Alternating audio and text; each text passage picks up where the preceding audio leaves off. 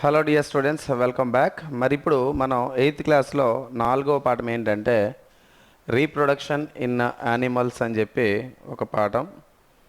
Reproduction in animals. మరి ఈ పాఠంలో 8వ తరగతి ఎన్సీఆర్టీలో సమాచారం ఏం పొందుపరిచారు అనేది మనం తెలుసుకునే ప్రయత్నం చేద్దాం. సో మీ రైల్వే పరీక్షలకు పూర్తి స్థాయిలో ఎన్సీఆర్టీని ఆధారం చేసుకోవాలని చెప్పడం జరిగింది. సో క్వశ్చన్స్ కూడా సరళంగానే ఉంటాయి. మీరు కాస్త ఫోకస్ చేసి బిట్స్ సాల్వ్ చేసుకుని వెళ్తే కనుక ఈజీగా మనం గెట్ ఇన్ అవ్వచ్చు అనమాట. మరి 8th క్లాస్లో రీప్రొడక్షన్ ఇన్ యానిమల్స్ అని చెప్పేసి పాఠం, జంతువులలో ప్రత్యుత్పత్తి అని. సో ఇక్కడ ఏందో చూద్దాం. Do you recall the process of digestion, circulation and respiration which you have studied in your previous classes? నీ గతంలో నీవు చదువుకున్నటువంటి క్లాసెస్లో డైజెషన్ జీర్ణ వ్యవస్థ అంటే ఏంటి, సర్క్యులేషన్ రక్త ప్రసరణ, రెస్పిరేషన్ శ్వాసక్రియ అంటే ఏంటని మీరు చదువుకున్నారు. These processes are essential for survival of every individual. So జీవులలో జరుగుతున్నటువంటి క్రియలు ఏవైతే ఉన్నాయో ఈ క్రియలను మనము జీవక్రియలు అంటాం. సో జీవక్రియలు ఈ జీవుల యొక్క మనుగడ, ఓకేనమ్మా, ఈ జీవక్రియలు అనేవి జీవుల యొక్క మనుగడకు పూర్తి స్థాయిలో ఉపయోగపడతాయి అన్నమాట. అయితే మరి you have also learned about the process of reproduction in plants. మరి మొక్కలలో కూడా ప్రత్యుత్పత్తి ఎలా జరుగుతుంది అని చెప్పేసి మీరు నేర్చుకున్నారు అని చెప్తా ఉన్నాడు. అండ్ 10వ తరగతి ఎన్సీఆర్టీలో కూడా ఈ అంశం వస్తుంది. అక్కడ ఇంకా కూలంకషంగా మనం నేర్చుకునే ప్రయత్నం చేద్దాం, ఓకేనా. మరి reproduction is essential for the continuation of species. ఇది ఇంపార్టెంట్ బిట్. ప్రత్యుత్పత్తి అనేది దేనికి అవసరం అంటే జాతులను కంటిన్యూ చేయడానికి. మానవ జాతినే కాదు, జంతు జాతినే కాదు, పక్షి జాతిని కాడ, ఓకేనా, ఏ జాతినైనా కానీ కంటిన్యూ చేయాలంటే కనుక అక్కడ ఏం కావాలంటే కనుక that is the reproduction. Reproduction అంటే ప్రత్యుత్పత్తి అని చెప్పి మనం పిలుస్తున్నాం, okay. Imagine what would happen if organisms had not reproduce. ఒకవేళ జీవులలో ప్రత్యుత్పత్తి అనేది లేకపోతే, పునరుత్పత్తి లేకపోతే ఏమవుతాయంటే జీవుల సంఖ్య అంతరించిపోతాయి, అంతే కదా. జీవుల సంఖ్య అనేది అంతరించిపోతూ ఉంటుంది అనమాట. అయితే తర్వాత ఇంకేమన్నాడు, you will realize that reproduction is very important. Okay, you will realize that reproduction is very important. So zoom చేయమంటారా? సో చూడండి, you will realize that reproduction is very important as it ensures the continuation and similar kinds of individuals generations after generation.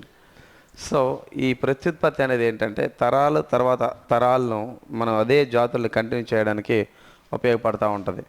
You have already learned in your previous class about reproduction in plants.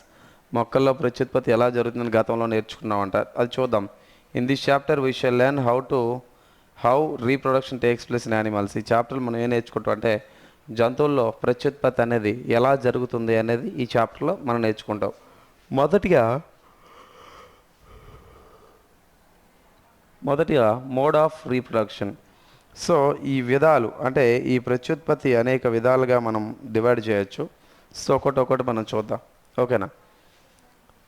Have you seen the young ones of different animals. వేరు జంతువుల యొక్క పిల్లల్ని మీరు చూసారా? Try to name some of the young once by completing table. ఇక్కడ ఒక table ఇచ్చాడు, ఇది మనకు అవసరం లేదు, దేని యంగ్ వన్స్ ఏది అనేది. You must have seen the young ones of various animals being born. వేరు జంతువులు పుట్టినటువంటి పిల్లలను మీరు ఖచ్చితంగా చూసే ఉంటారు. Can you tell how chicks and caterpillars are born. So కోడి పిల్లలు అండ్ క్యాటర్పిల్లర్స్ అంటే చిన్న చిన్న పురుగులు ఉంటాయి కదా, సో పట్టు పురుగుల్లాగా.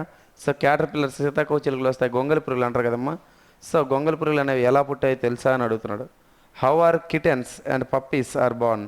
సో ఈ కుక్క పిల్లలు కిటెన్స్ అంటారు కదా, ఇవన్నీ ఎలా పుడతాయి అంటున్నాడు. Do you think that these young ones looked the same before they were Born as they do now. So పుట్టినటువంటి పిల్లలు, ఓకేనా, అవి యాక్చువల్గా డూ యూ థింక్ దట్, నువ్వు ఆలోచించగలవు, these young ones looked the same before they were Born.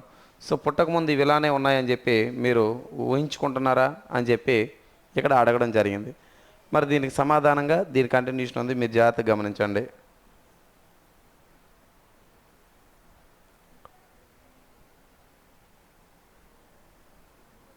Just as in plants, okay, just as in plants చూడండి అమ్మ ఇక్కడ.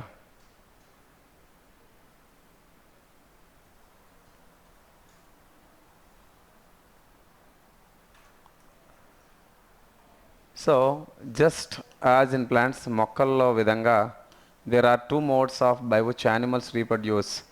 జంతువులు కూడా ఈ ప్రత్యుత్పత్తి 2 విధాలుగా జరుపుతాయంట. మొదటిది ఏంటండి? Sexual reproduction. సెక్సువల్ రీప్రొడక్షన్లో ఏమవుతుందంటే స్త్రీ పురుష సంయోగ బీజాలు అనేవి అవసరం, అంటే female and male gametes are necessary. Okay, ఇంకోటి ఏంటి? Asexual reproduction. ఎసెక్సువల్ రీప్రొడక్షన్ అంటే ఏంటమ్మా? ఇక్కడ స్త్రీ పురుష సంయోగ బీజాలు అవసరం లేదు. ఓకేనా, ఇది గుర్తుపెట్టుకోండి. మరి సెక్సువల్ రీప్రొడక్షన్ గురించి అన్నాడు చూడండి. Try to recall reproduction in plants which you studied in 6th 7th. You will remember that plants that reproduce sexually have male and female reproductive parts. So మొక్కల్లో కూడా ఏంటంటే స్త్రీ పురుష సంయోగ బీజాలు, అదేవిధంగా మొక్కల్లో కూడా స్త్రీ భాగాలు, అదేవిధంగా మొక్కల్లో కూడా పురుష భాగాలనే కలవు. ఓకేనా, సో ఇవన్నీ ఉంటాయన్నమాట. Can you name these parts? వీటి పేరు పెట్టగలవా అన్నారు. అండ్ తర్వాత in animals also males and females have different reproductive parts. So ఇక్కడ మనకి ఏమంటున్నారండి? జంతువుల్లో కూడా స్త్రీ పురుష జంతువుల్లో ఆ పర్టికులర్ జననాంగాలు అనేవి ఉంటాయంట, or organs. Like plants the reproductive parts in animals also produce gametes that fuse to form a zygote. So జంతువుల్లో కూడా ఏంటంటమ్మా, జంతువుల్లో కూడా మనకి సంయోగ బీజాలు ఉంటాయి. దట్ మీన్స్ గ్యామెట్స్ అంటే మేల్ దగ్గర నుంచి శుక్రకణాలు, ఫీమేల్ దగ్గర నుంచి ఎగ్, మేల్ దగ్గర నుంచి స్పర్మ్స్, ఫీమేల్ దగ్గర నుంచి ఎగ్ అనమాట. సో ఇక్కడ మేల్ గ్యామెట్ అయినటువంటి శుక్రకణము, ఫీమేల్ గ్యామెట్ అయినటువంటి అండము రెండు కలిస్తే మనకు వచ్చేది సంయుక్త బీజము. దాన్ని జైగోట్ అంటారు. ఏమంటారండి? జైగోట్ అనేది ఏర్పడు. జైగోట్ తర్వాత embryo. Okay, it is the zygote which develops into a new individual. సరే, ఇక్కడ ఉన్నటువంటి జైగోట్ అనేది ఏదైతే ఉందో ఇది కొత్త జీవిగా అభివృద్ధి చెందుతూ ఉంటుంది. చూడండి ఇక్కడ, it is the zygote which develops into a new individual. కొత్త జీవిగా ఏర్పడుతూ ఉంటుంది. దిస్ టైప్ ఆఫ్ రీప్రొడక్షన్, ఇలాంటి రకానికి చెందినటువంటి ప్రత్యుత్పత్తి బిగినింగ్ ఫ్రమ్ ద, ఎక్కడి నుంచి స్టార్ట్ అవుతుందండి? Beginning from the fusion of male and female gametes. So zygote అనేది ఏదైతే ఉందో సంయుక్త బీజం అనేది ఏర్పడాలి అంటే కనుక ఏమేమి అవసరం అంట? మేల్ పురుష, మరి ఫీమేల్ స్త్రీ యొక్క సంయోగ బీజాలు అనేవి అవసరం. సో అలా ఉంటే కనుక that is called sexual reproduction. దాన్ని ఏమంటామండి? సెక్సువల్ రీప్రొడక్షన్ అని చెప్పేసి మనం పిలవడం జరుగుతూ ఉంటుంది. ఓకేనా, మరి తర్వాత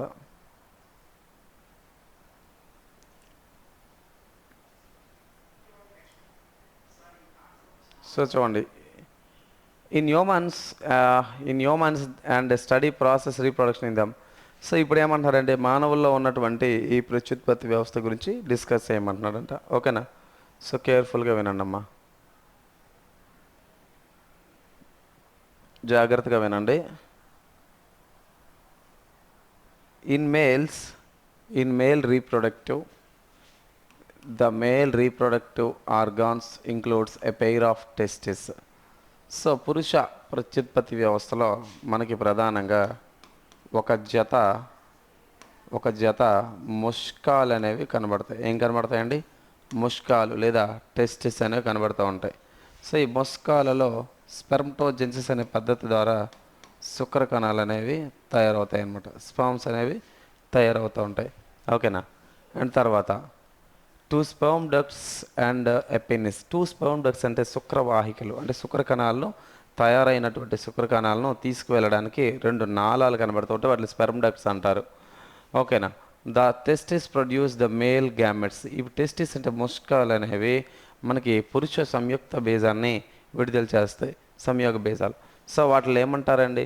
స్పర్మ్స్ లేదా స్పెర్మటోజెన్స్ శుక్రకణాలు అంటారు. Millions of sperms are produced by the testis. So million సంఖ్యలో ఉన్నటువంటి శుక్రకణాలు అనేవి ఈ ముష్కాలు ఉత్పత్తి చేస్తూ ఉంటాయి. Which shows the picture of a sperm. ఇక్కడ చూడండి, ఒక పిక్చర్ అని చూపిస్తా. ఓకేనా, and though the sperms are very small. ఈ శుక్రకణాలు అనేవి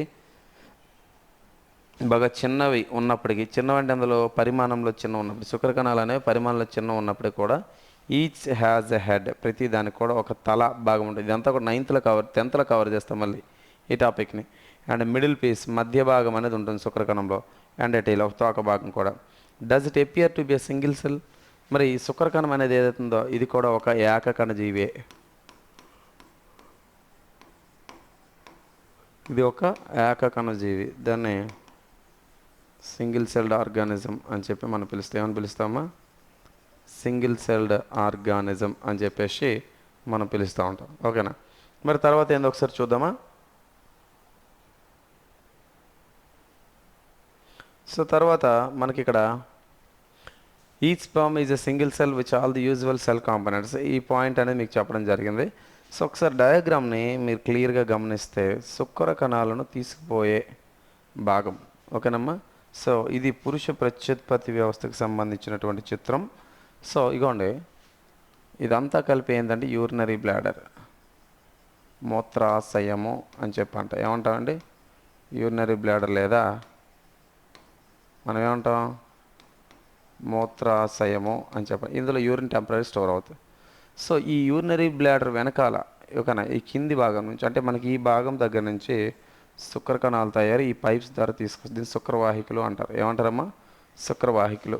సో శుక్రవాహికల ద్వారా తయారైనటువంటి శుక్ర కణాలు స్పెర్మ్ డక్ట్ అంటారు. శుక్రవాహికలు అంటే ఈ స్పెర్మ్ డక్ట్ ద్వారా మనకి రవాణా చెందుతాయి. ఓకేనా? ఇలా రవాణా ఇక్కడ నుంచి శుక్ర కణాలను రవాణా చెంది ఇలా ఓపెన్ అవుతాయి అన్నమాట ఇందులోకి. ఓకేనమ్మా? ఇలా ఓపెన్ అవుతాయి, గుర్తుపెట్టుకో. సో అందులోనికి ఏంటి? పురుషుల్లో కాబట్టి ఇది మనం పెన్నిస్ అని చెప్పి అన్నాం కదా, దీన్నే మనం మేహనం అని చెప్పి అంటాం, లేదా పురుష జననాంగం అంటారు, ఇదే పెన్నిస్ అని చెప్పేసి అంటాం. సో దీని ద్వారా శుక్ర కణాలను బయటకు వచ్చేస్తాయి స్త్రీ యోనిలోనికి. ఓకేనా? సో దీన్ని మనము ఇలా వెళ్ళడాన్ని ఏమంటాం అంటే ఎజాక్యులేషన్ అని చెప్పేసి మనం అంటాం. ఏమంటామండి? ఎజాక్యులేషన్. శుక్ర కణాలు బయటకు రావడాన్ని స్ఖలనం లేదా ఎజాక్యులేషన్ అని చెప్పేసి పిలుస్తూ ఉంటాం.